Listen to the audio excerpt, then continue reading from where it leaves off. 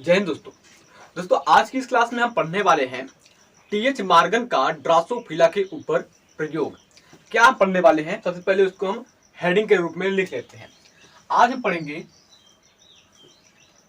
TH Morgan का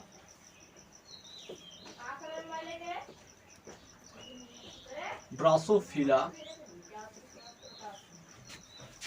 पर प्रयोग। ठीक है, तो ये दोस्तों जो टीएच मॉर्गन है वो जेनेटिक्स को प्रूव करने के लिए ड्रोसोफिला के ऊपर प्रयोग करते हैं। अब चलिए जानते हैं यही ड्रोसोफिला का जो प्रयोग है कितनी तरीके से आपके एग्जाम में पूछा जाता है। सबसे पहला ये तरीका है कि ये पूछेगा टीएच मॉर्गन का ड्रोसोफिला के ऊपर प्रयोग। दूसरा तरीका ये है कि ये पूछने का कैसे, ये पूछेगा वंशागति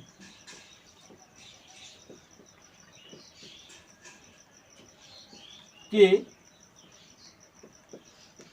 क्रोमोसोमवाद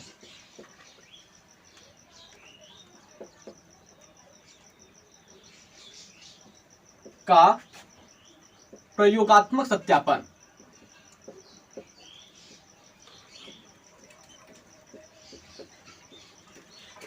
ठीक है, इसको इंग्लिश में क्या कहते हैं इसको जान लीजिए।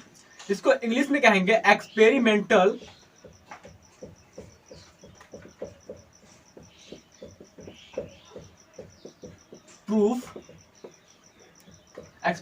प्रूफ ऑफ क्रोमोसोमल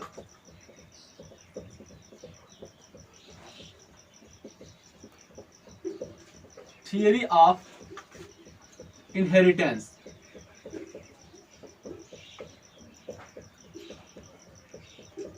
ठीक है, इन दो तरीकों से आपके परीक्षा में पूछा जा सकता है। पहला जो तरीका है वो ये है कि टीएच मॉर्गन का ड्रोसोफिला के ऊपर प्रयोग, और दूसरा तरीका है वंशागति के क्रोमोसोमवाद का प्रयोगात्मक सत्यापन।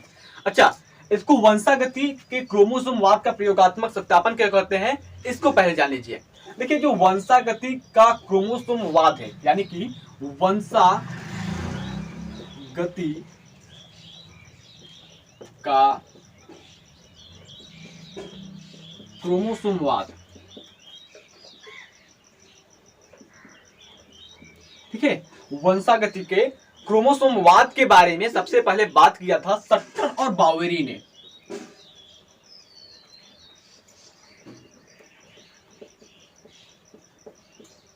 सट्टन और बावेरी नामक दो वैज्ञानिक थे जिन्होंने वंशागति के क्रोमोसोमवाद पर बात किया था। कब बात किया था इन्होंने, बात किया था इन्होंने इस थियरी को दिया था सन 1902 ईस्वी में। ठीक है, अब क्यों दिया था, कैसे दिया था, इसको जानिए। जब सट्टन और बावेरी ने वंशागति के क्रोमोसोमवाद को प्रस्तावित किया तो उन्होंने एक मकसद से प्रस्तावित किया, क्या कि इन दोनों वैज्ञानिकों को, सट्टन और बावेरी को, वंशागति को प्रूफ करना था। मेंडल के वंशागति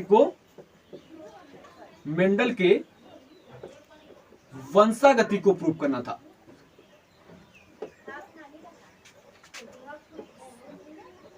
कि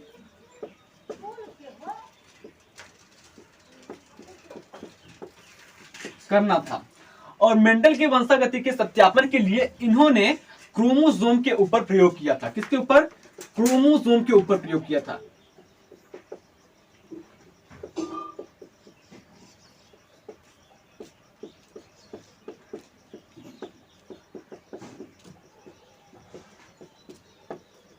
ठीक है, क्रोमोसोम के ऊपर अपना प्रयोग किया था, जिसके कारण क्रोमोसोम के ऊपर प्रयोग किया और क्रोमोसोम की थियरी को साथ में लिया वंशागति की थियरी को, और दोनों थियरी को साथ में मिला करके इन्होंने बना दिया वंशागति का क्रोमोसोमवाद या फिर वंशागति का गुणसूत्रवाद। ठीक है, इस प्रकार से वंशागति का क्रोमोसोमवाद आया और इसको देने वाले वैज्ञानिक हैं सट्टन और बावेरी सन 1902 ईस्वी में। अब इसके आगे जेनेटिक्स की दुनिया में एक और चमत्कार होता है, वंशागति की दुनिया में एक और चमत्कार होता है, और उस चमत्कार को करने वाले वैज्ञानिक है थॉमस हंट मॉर्गन। कौन, थॉमस हंट मॉर्गन, जिनका पूरा नाम है और इसको शॉर्ट फॉर्म में लिखते हैं टीएच मॉर्गन। तो चलिए अब जानते हैं अगर हम बात करें experimental proof of chromosomal theory of inheritance की, यानी कि वंशागति के क्रोमोसोमवाद का प्रयोगात्मक सत्यापन की, तो वंशागति के क्रोमोसोमवाद के प्रयोगात्मक सत्यापन के लिए एक वैज्ञानिक आगे आए जिनका नाम है टी एच मॉर्गन। ठीक है, टी एच मॉर्गन, जिनका पूरा नाम होता है थॉमस हंट मॉर्गन। ठीक है, इन्होंने क्या किया कि जो सट्टन और बावेरी थे, अपना थियरी दिए थे वंशागति के क्रोमोसोमवाद का, और उसी थियरी को ये प्रूफ किए, प्रयोगात्मक रूप से प्रूफ किए, और प्रूफ करने के बाद एक नई थियरी बनी जिससे कि जेनेटिक्स की दुनिया में एक और क्रांति आई, और उस थियरी को कहते हैं experimental proof of chromosomal theory of inheritance. ठीक है, तो अब चलिए जानते हैं कि जो टीएच मॉर्गन थे वो क्रोमोसोमल थियरी ऑफ इनहेरिटेंस को प्रूफ करने के लिए किस चीज का उपयोग करते हैं। जैसे कि मेंडल ने वंशागति के लिए मटर के पौधे का चुनाव किया था। ठीक है, मटर के पौधे का चुनाव किया था। कौन सा मटर था? उस मटर का नाम था उद्यान मटर, गार्डन पी, जिसका पूरा वैज्ञानिक नाम था पाइजम सटाइवम। ठीक है, तो उसी प्रकार से जिस प्रकार से मेंडल ने अपने प्रयोगों के लिए मटर की चुनाव की थी, ठीक उसी प्रकार से जो टी एच मॉर्गन थे, जिनको हम थॉमस हंट मॉर्गन कहते हैं, इन्होंने अपने प्रयोग के लिए फल मक्खी का चुनाव किया। फल मक्खी, देखिए फल मक्खी, तो यानी कि ये जो मक्खी है ये फलों को ज्यादा खाती है। ठीक है, इसलिए इसको हम फल मक्खी कहते हैं। देखिए फल मक्खी को हम इंग्लिश में कहते हैं फ्रूट फ्लाई, और फ्रूट फ्लाई के अगर वैज्ञानिक नाम की बात करें तो इसका जो वैज्ञानिक नाम होता है वो होता है ड्रासोफिला मेलानोगैस्टर। क्या होता है? ड्रासोफिला मेलानोगैस्टर, ये है फ्रूट फ्लाई का वैज्ञानिक नाम।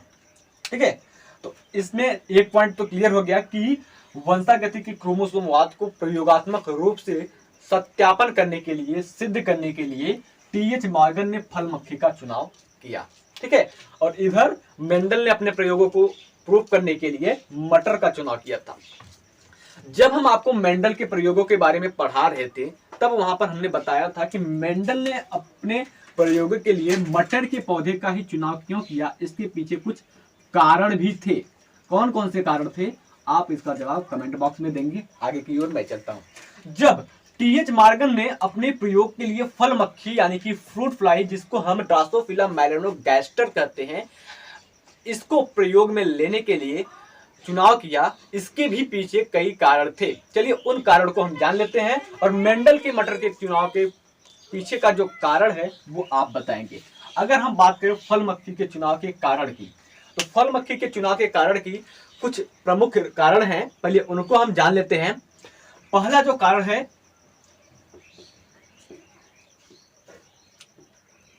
पहली जो कारण है कि इसे ड्रासोफिला मेलानोगैस्टर को प्रयोगशाला में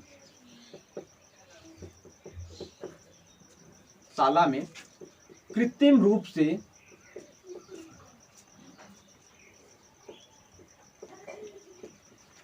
बनाया जा सकता है।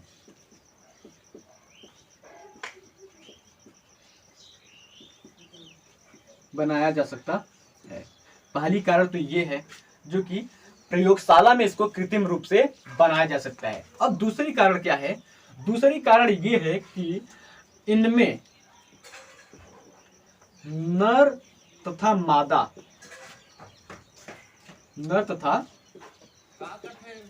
का पहचान करना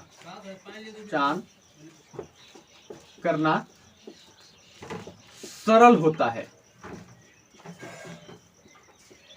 दूसरी कारण ये हो गई, कैसे नर और मादा का पहचान करना सरल होता है। देखिए जो नर होगा, ड्रासोफिला मेलानोगैस्टर का जो नर होगा वो साइज में छोटा होगा, और ड्रासोफिला मेलानोगैस्टर का जो फीमेल होगी यानी कि मादा होगी वो साइज में काफी बड़ी होगी।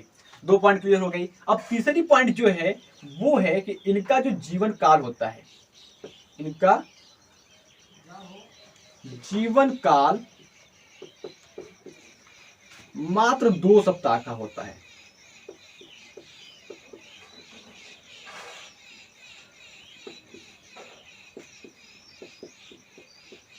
ठीक है, ड्रासोफिला मेलानोगैस्टर का जीवन काल 2 सप्ताह का होता है, जिससे हमें जल्दी ही रिजल्ट मिल जाते हैं, प्रयोग किए गए जो परिणाम होते हैं वो जल्दी ही आ जाते हैं। तीसरी जो बात है इसमें, तीसरी बात ये है कि इनमें एकल मैथुन के द्वारा, इनमें एकल मैथुन के द्वारा या फिर एकल मैथुन से अधिक संतति उत्पन्न होती है।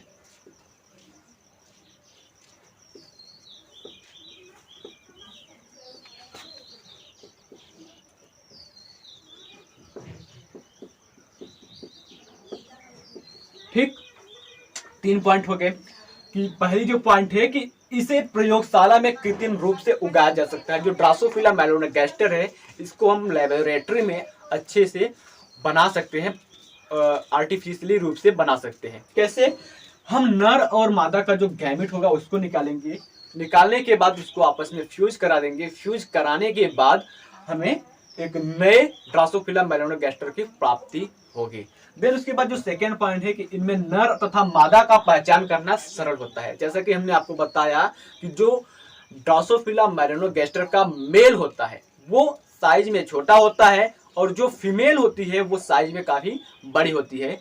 अभी मैं आपको फिगर में दिखाऊंगा। देखिए, दूसरी पॉइंट ये है कि तीसरा पॉइंट है, मैंने नंबर ही गलत कर दिया।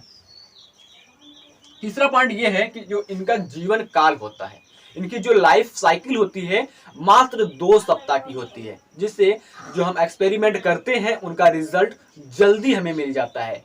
और अगला जो पॉइंट है कि इनमें एकल मैथुन के द्वारा अधिक संतति की उत्पत्ति होती है, अधिक संतान बनते हैं। ठीक है, जिससे हमें प्रयोग करने में आसानी होती है। और जो आखिरी पॉइंट है वो है कि इनमें कम क्षमता वाले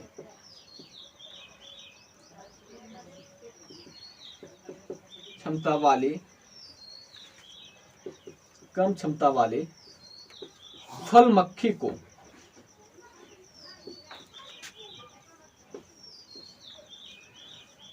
सूक्ष्मदर्शी से देख करके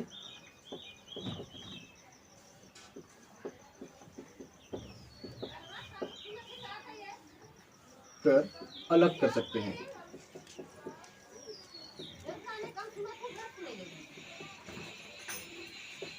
ये 5 पॉइंट है जिसके कारण टी.एच. मॉर्गन साहब ने फल मक्खी यानी कि ड्रासोफिला मेलानोगैस्टर का चुनाव किया। तो आप जल्दी से इसका स्क्रीनशॉट ले लीजिए, फिर उसके बाद हम आगे की ओर चलते हैं। चलिए आगे बात करते हैं। जब मेंडल, ठीक है, जब मेंडल मटर के पौधे पर चुनाव कर रहे थे, मटर के पौधे का चुनाव कर रहे थे, उसके पीछे का जो कारण था वो आपको पता है। अब हम बात करते हैं कि जो मटर के पौधे का चुनाव किया, चुनाव करने के बाद कितने लक्षण लिए, कौन कौन से लक्षण थे उनको।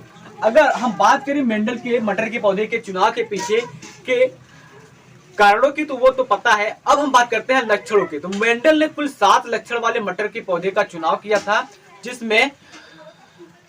जिसमें आता है कि पौधे का रंग, पौधे की लंबाई, बीज का रंग, बीज की आकृति, बीज की लंबाई और भी कई कारण थे जिस प्रकार से मेंडल ने चुनाव किया था। अब प्रत्येक लक्षण के 2 रूप थे, प्रत्येक लक्षण के 2 रूप थे। कौन कौन से? एक तो प्रभावी रूप था, दूसरा अप्रभावी रूप था। एक प्रभावी, दूसरा अप्रभावी रूप था। प्रभावी रूप में उन्होंने बताया कि जो प्रभावी होगा वही अगली पीढ़ी में जाकर के प्रभाविता को दिखाएगा। यानी कि अगर हम बात कर ले लक्षण में लंबाई की,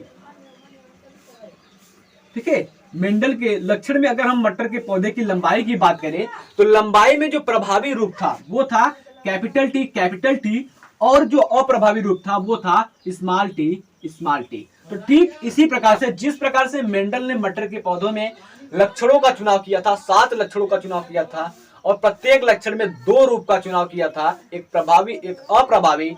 ठीक उसी प्रकार से जो हमारे जेनेटिक्स के फ्लाई मैन है, ठीक है, जेनेटिक्स के फ्लाई मैन, अच्छा मेंडल को हम फादर ऑफ जेनेटिक्स कहते हैं, ठीक है, जो मेंडल जी हैं इनको हम फादर ऑफ जेनेटिक्स कहते हैं। और टीएच मॉर्गन को नोट करके यहां पर लिखिए, टीएच मॉर्गन को हम the fly man of genetics कहते हैं, the fly man of genetics, the fly man of genetics के नाम से जानते हैं। क्यों? क्योंकि इन्होंने सबसे पहले किसी जीव के ऊपर अपना प्रयोग किया था, और वो जीव था एक कीड़ा जिसका नाम है ड्रोसोफिला मेलानोगास्टर, ठीक है। तो जिस प्रकार से मेंडल ने मटर के पौधे में 7 लक्षण का चुनाव किया था, प्रत्येक लक्षण के 2 रूप लिए थे, एक प्रभावी एक अप्रभावी, ठीक उसी प्रकार से टीएच मॉर्गन ने भी ड्रोसोफिला मेलानोगास्टर के 3 लक्षण लिए, और प्रत्येक लक्षण में 2 रूप लिए, एक प्रभावी रूप एक अप्रभावी रूप। तो चलिए अभी हम बात कर लेते हैं मेंडल के लक्षणों को छोड़ते हैं और थॉमस हंट मॉर्गन के द्वारा लिए गए लक्षणों की। अगर हम बात करें इधर लक्षण की और यहां पर रूप की बात करें तो एक प्रभावी रूप हो जाएगा, प्रभावी, और दूसरा अप्रभावी। तो प्रभावी में बात कर ले हम, उससे पहले हम लक्षण की बात करें। अगर हम लक्षण की बात करें तो पहला जो लक्षण था जो कि थॉमस हंट मॉर्गन ने लिया था, पहला लक्षण था बॉडी का कलर, यानी कि शरीर का रंग, शरीर का रंग, ये पहला लक्षण लिया था मॉर्गन साहब ने। अब इसमें जो प्रभावी रूप था और अप्रभावी रूप था उसको रिप्रेजेंट किए थे, प्रदर्शित किए थे किस प्रकार से। तो अगर हम बात करें बॉडी कलर में, तो बॉडी कलर के लिए जो प्रभावी रूप है वो है ग्रीन बॉडी, ठीक है, ग्रीन बॉडी, यानी कि शरीर के हरे कलर को इन्होंने प्रभावी माना, और जिसको प्रदर्शित करते हैं कैपिटल वाई प्लस से, कैपिटल वाई प्लस से। और अप्रभावी रूप के लिए इन्होंने ब्राउन बॉडी लिया, ब्राउन बॉडी, जिसको प्रदर्शित करते हैं कैपिटल वाई से, ठीक है। भूरे रंग की बॉडी को इन्होंने अप्रभावी माना। देन उसके बाद जो दूसरा लक्षण था वो था आंख का रंग, आंख का रंग। अगर हम आंख के रंग की बात करें तो इसमें भी 2 लक्षण, 2 रूप थे, एक था प्रभावी रूप, एक था अप्रभावी रूप। प्रभावी रूप के लिए थॉमस हंट मॉर्गन ने आंख में लिया था रेड कलर को, यानी कि जो थॉमस हंट मॉर्गन ने ड्रोसोफिला के आंखों का चुनाव किया था, और उस ड्रोसोफिला मेलानोगास्टर के आंखों का रंग लाल है तो वो प्रभावी होगा। और उसके बाद अगर आंखों का रंग सफेद होता है, व्हाइट कलर होता है तो वो होगा अप्रभावी, जिसको हम प्रदर्शित करते हैं कैपिटल W से। फिर उसके बाद तीसरा जो लक्षण लिया था थॉमस हंट मॉर्गन ने वो था पंख की साइज, पंख की आकृति, पंख की साइज, ठीक है। अब देखिए पंख की साइज में जो थॉमस हंट मॉर्गन थे वो 2 प्रकार के लिए थे। पहला जो था नॉर्मल विंग, जो कि प्रभावी था। नॉर्मल विंग को प्रदर्शित किया था इन्होंने यम प्लस से, ठीक है। और उसके बाद अप्रभावी रूप में इन्होंने लिया था मिनिएचर पंख, यानी कि नॉर्मल से थोड़ा हटकर, मिनिएचर विंग्स। मिनिएचर बिंग्स में अगर हम बात करें तो इसको प्रदर्शित करने के लिए थॉमस हंट मॉर्गन ने प्रयोग किया था कैपिटल यम को। ठीक है, तो जिस प्रकार से मेंडल ने अपने प्रयोगों के लिए 7 लक्षणों का चुनाव किया था, ठीक उसी प्रकार से थॉमस हंट मॉर्गन ने भी 3 लक्षणों का चुनाव किया और तीनों लक्षणों के दो दो रूप लिए। जिस प्रकार से मेंडल ने 2 रूप लिए थे, एक प्रभावी एक अप्रभावी। ठीक है,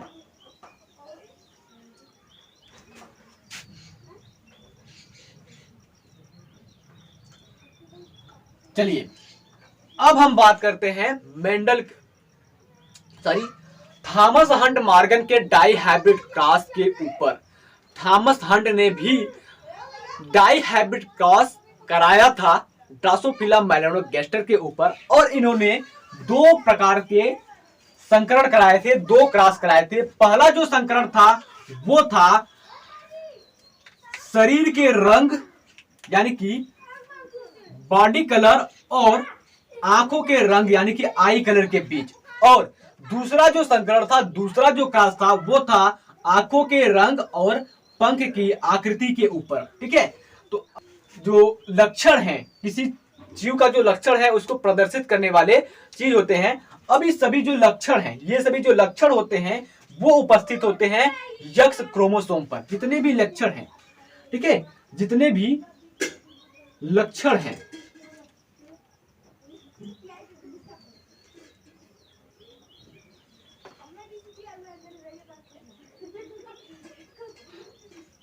एक्स वाई, जितने भी लक्षण हैं सभी के सभी, चाहे वो वाई प्लस हो, डब्ल्यू प्लस हो या फिर यम प्लस हो, सभी के सभी जो लक्षण होते हैं वो उपस्थित होते हैं यक्स क्रोमोसोम पर, यक्स गुणसूत्र पर उपस्थित होते हैं। और जो वाई गुणसूत्र होता है उस पर कोई भी लक्षण उपस्थित नहीं होता है। अब हम बात करें अगर इनमें लिंकेज की, ठीक है, संलग्नता की बात करें तो संलग्नता में ये क्या दिखाएंगे। देखिए, अगर हम संलग्नता की बात करें तो जो कैपिटल वाई प्लस है और कैपिटल डब्ल्यू प्लस है, इनके बीच जो लिंकेज की स्ट्रेंथ होगी वो काफी ज्यादा होगी। क्यों होगी? क्योंकि कैपिटल वाई प्लस और कैपिटल डब्ल्यू प्लस के बीच में जो गैप है, जो लंबाई है, दूरी जो है वो काफी कम है। दूरी कम होने की वजह से capital Y plus capital W plus में जो लिंकेज होगी वो काफी ज्यादा होगी। देन उसके बाद अगर हम दूसरे नंबर पर बात करें तो कैपिटल डब्ल्यू प्लस और कैपिटल यम प्लस के बीच जो लिंकेज स्ट्रेंथ है वो काफी कम होगी। ठीक है, काफी कम होगी क्योंकि इनके बीच जो डिस्टेंस है, जो लंबाई है वो काफी ज्यादा है। ठीक है, जिसके कारण से इनके बीच की जो लिंकेज स्ट्रेंथ होगी वो काफी कम होगी। तो चलिए अभी हम और एक बात बताते हैं कि जितने भी लक्षण है, चाहे वो शरीर का रंग हो, आंखों का रंग हो या फिर पंख की आकृति हो, सबके सब लक्षण उपस्थित होते हैं यक्स क्रोमोसोम पर। ठीक है, अब चलिए हम बात करते हैं क्रॉस की। हमने आपको बताया कि जो थॉमस हंट मॉर्गन थे वो 2 प्रकार के क्रॉस कराए थे। पहला जो क्रॉस था वो था शरीर का रंग और आंखों का रंग में, दूसरा जो क्रॉस था आंखों का रंग और पंख की आकृति में। तो पहले क्रॉस की हम बात करें तो पहला क्रॉस के लिए हमें थोड़ा सा इसको मिटाना पड़ेगा क्योंकि स्पेस की कमी है, तो आप सबसे पहले इसको नोट कर लीजिए।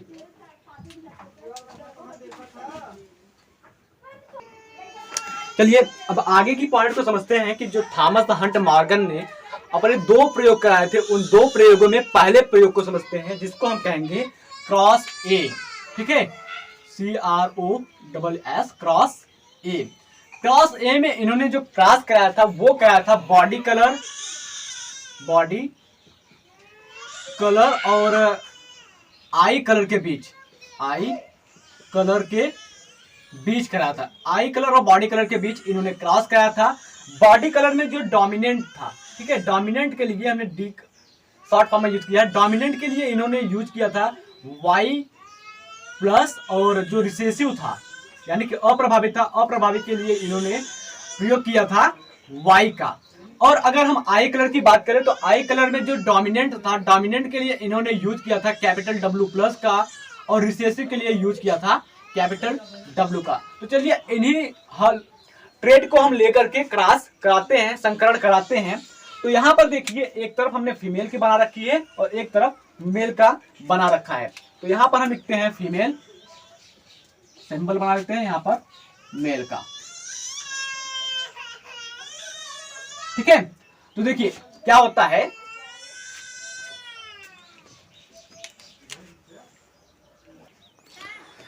ठीक है।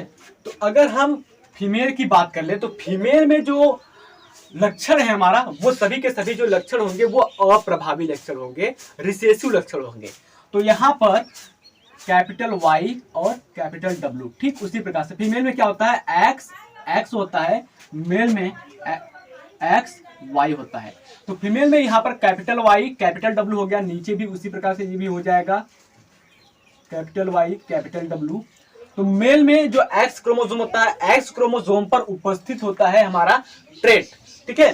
तो अगर हम ट्रेट की बात करें तो जितने भी मेल होंगे, मेल के ऊपर जो ट्रेट उपस्थित होगा वो सबके सब डोमिनेंट होंगे, यानी कि Y प्लस डब्ल्यू प्लस वाले होंगे। तो यहाँ पर हम लिखते हैं Y प्लस और डब्ल्यू प्लस, ठीक है। तो अब क्या होगा कि अब दोनों का गैमेट निकलेगा। ये तो हमारा पेरेंटल जनरेशन है, पेरेंटल जनरेशन से अब बनेगा युग्मक, निकलेगी गैमेट। तो फीमेल में दोनों ही जो गुणसूत्र होते हैं वो एक्स और एक्स होते हैं। तो इस प्रकार से यहाँ पर जो गुणसूत्र होगा वो गुणसूत्र होगा केवल और केवल एक्स, एक ही गुणसूत्र बनेगा और इस गुणसूत्र पर उपस्थित होगा कैपिटल वाई कैपिटल डब्ल्यू। लेकिन जो मेल होता है, मेल में पाया जाता है एक्स और वाई। तो यहाँ पर दो प्रकार की युग्मक निकलेंगे। पहली जो युग्मक होगी वो होगी एक्स और दूसरी जो होगी वो होगी वाई। तो एक्स पर उपस्थित होगा, ठीक है, एक्स के ऊपर पाया जाएगा वाई प्लस और डब्ल्यू प्लस, लेकिन वाई के ऊपर कोई भी ट्रेट नहीं है तो उस पर कोई भी ट्रेट हम नहीं दिखाएंगे। ये तो हो गया हमारा गैमेट।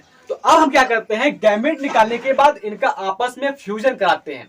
फ्यूजन कैसे कराएंगे, जैसे कि हमने आपको एक नॉर्मल सा एग्जांपल लेकर बताता हूं, मेल का और फीमेल का। ये हमारी फीमेल है और ये हमारा मेल है। जब मेल में हम गैमेट निकालते हैं, यक्स यहाँ पर निकालते हैं, तो यक्स और वाई बनता है। इसका क्रॉस हम इसके साथ करा देते हैं, फिर से इसका क्रॉस हम इसके साथ करा देते हैं, तो फिर से हमें एक फीमेल एक मेल मिल जाता है। तो ठीक इसी प्रकार से हम यहाँ पर क्रॉस कराएंगे, इस एक्स क्रोमोसोम का क्रॉस कराएंगे मेल के एक्स क्रोमोसोम के साथ, ठीक है। इस फीमेल के एक्स क्रोमोसोम का हम क्रॉस कराएंगे मेल के एक्स क्रोमोसोम के साथ। तो यहाँ पर हमको मिल जाएगा कैपिटल वाई कैपिटल डब्ल्यू और नीचे मिल जाएगा हमें Y प्लस डब्ल्यू प्लस, ठीक है। ठीक उसी प्रकार से जहां पर हमने ये कराया था, ठीक इसी प्रकार से इस फीमेल के एक्स क्रोमोसोम का क्रॉस कराएंगे हम मेल के वाई क्रोमोसोम के साथ। तो मिल जाएगा हमको Y और W, ठीक है। ये हमारा है F1 प्रोजेनी, यानी कि F1 पीढ़ी। तो पहली पीढ़ी में हमको जो मिला वो क्या है, ड्रोसोफिला मिला हमको पहली पीढ़ी में, वो मिला ग्रीन बॉडी रेड आई। क्यों, क्योंकि जब मेंडल ने प्रयोग किया था तो मेंडल ने भी बताया था जो लक्षण प्रभावी होगा वही F1 पीढ़ी में अपने लक्षण को दिखा पाएगा और जो अप्रभावी होगा वो नहीं दिखा पाएगा। तो हमने क्या बताया, यहाँ पर प्रभावी के लिए जो कैपिटल वाई है जो कि ग्रीन बॉडी को रिप्रेजेंट करता है, और जो Y प्लस है, सॉरी कैपिटल Y प्लस है वो ग्रीन बॉडी को रिप्रेजेंट करता है, और कैपिटल W प्लस जो है वो रेड बॉडी को रिप्रेजेंट करता है। तो इसीलिए जो प्रभावी है उसका लक्षण दिखाई देगा, जो अप्रभावी है उसका लक्षण छिप जाएगा। तो आगे चलते हैं, अब हम इनका गैमेट निकालेंगे, ठीक है। F1 प्रोजेनी का जब हम गैमेट निकालेंगे तो हमको 4 प्रकार के गैमेट मिलेंगे फीमेल से, 2 प्रकार के गैमेट मिलेंगे मेल से।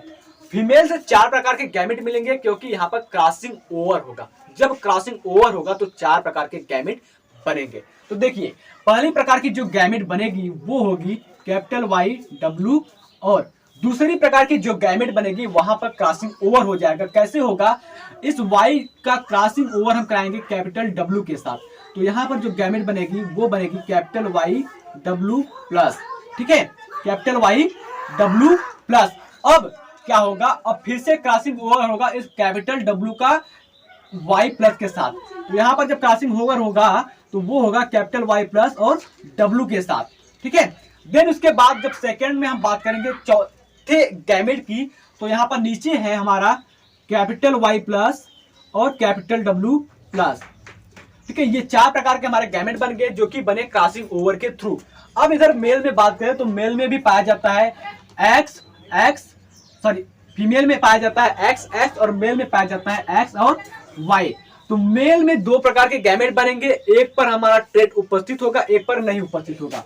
अगर हम बात कर ले एक्स क्रोमोसोम पर उपस्थित होगा वाई और डब्ल्यू। तो अब हम बात करते हैं इस F1 गैमेट के फ्यूजन की। F1 गैमेट के बीच क्रॉस कराएंगे तो हम देखेंगे हमें क्या मिलेगा। देखिए, इस हम एक्स क्रोमोसोम का क्रॉस कराएंगे मेल के एक्स क्रोमोसोम पर, और इस क्रोमोसोम पर उपस्थित है हमारा कैपिटल वाई कैपिटल डब्ल्यू, और इस क्रोमोसोम पर भी उपस्थित है कैपिटल वाई कैपिटल डब्ल्यू। तब जब हम इन दोनों का क्रॉस कराएंगे तो हमको मिल जाएगा कैपिटल वाई कैपिटल डब्ल्यू। ठीक है, कैपिटल वाई कैपिटल डब्ल्यू, फिर से मिल जाएगा capital Y capital W. Then उसी प्रकार से जब हम इस कैपिटल वाई और डब्ल्यू प्लस वाले क्रोमोसोम का क्रॉस कराएंगे कैपिटल वाई कैपिटल डब्ल्यू वाले मेल के क्रोमोसोम के साथ, तो हमको यहां पर मिलेगा कैपिटल वाई प्लस और डब्ल्यू। ठीक है, कैपिटल वाई प्लस और डब्ल्यू मिलेगा, और नीचे हम लिख देंगे हमारा वाई डब्ल्यू। ठीक है, देन उसके बाद हम आगे क्रॉस कराएंगे, हम इस कैपिटल वाई प्लस और डब्ल्यू का इस कैपिटल वाई और डब्ल्यू के बीच, तो हमको मिल जाएगा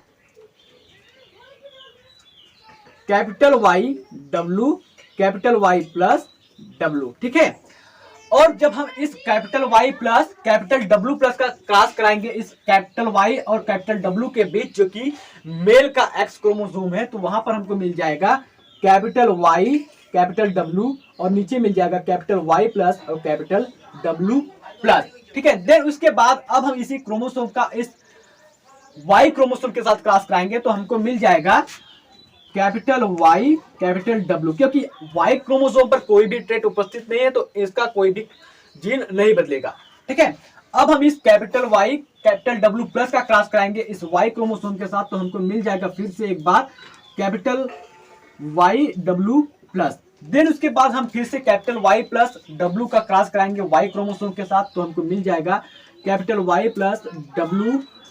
ठीक है, फिर से जब हम capital Y plus capital W plus का क्रॉस कराएंगे इस वाई क्रोमोसोम के साथ, तो हमको मिल जाएगा कैपिटल वाई प्लस और कैपिटल डब्ल्यू प्लस। तो ये हमारा F1 प्रोजेनी है, सॉरी F2 प्रोजेनी है, यानी कि दूसरा जनरेशन है। अब चलिए हम देखते हैं कि दूसरे जनरेशन में हमको क्या मिला। तो यहां पर हमें फीमेल में मिली 4 और मेल में मिला 4। फीमेल में जो 4 फीमेल मिली वो किस प्रकार की फीमेल थी, पहले उनको हम देख लेते हैं। क्योंकि हमने बताया आपको कि जो प्रभावी होगा उसका लक्षण दिखाई देगा और जो अप्रभावी होगा उसका लक्षण छिप जाएगा। फीमेल में अगर हम बात कर ले तो कैपिटल वाई कैपिटल डब्ल्यू है, ऊपर भी कैपिटल वाई कैपिटल डब्ल्यू है, नीचे भी। तो इस प्रकार से इसमें दोनों जो लक्षण है वो अप्रभावी है। तो फीमेल में पहले तो मिल जाएगी हमको ब्राउन बॉडी और व्हाइट आई, ब्राउन बॉडी और व्हाइट आई, पहला ये कंप्लीट हो गया। अब दूसरे में क्या है, दूसरे में है capital Y plus W and capital Y capital W. तो कैपिटल वाई प्लस है ग्रीन बॉडी का, और जो डब्ल्यू प्लस सॉरी जो डब्ल्यू प्लस है, और यहां पर गलत हो गया, सही है, जो डब्ल्यू है, डब्ल्यू नीचे भी है डब्ल्यू ऊपर भी है। तो डब्ल्यू जो रिप्रेजेंट करता है वो रिप्रेजेंट करता है हमारे व्हाइट बॉडी को, सॉरी व्हाइट आई कलर को। ठीक है, अब इसके बाद अगर हम इसका क्रॉस कराएं, सॉरी इसके बारे में देखें, तो यहां पर है कैपिटल वाई कैपिटल डब्ल्यू, नीचे है कैपिटल वाई प्लस और डब्ल्यू। तो कैपिटल वाई फिर से है और कैपिटल वाई प्लस है, तो कैपिटल वाई प्लस जो है वो प्रभावी है। तो यहां पर हमको मिल जाएगा कैपिटल